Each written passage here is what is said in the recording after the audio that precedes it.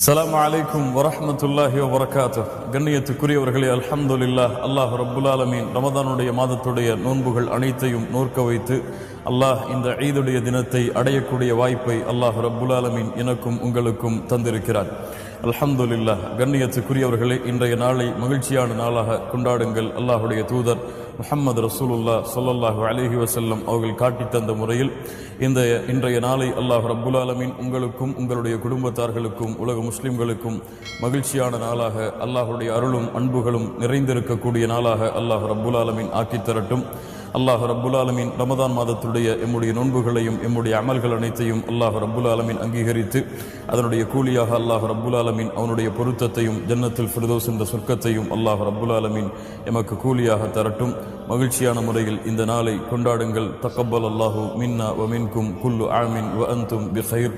ஈதுக்கும் Mubarak. அஸ்ஸலாமு அலைக்கும்.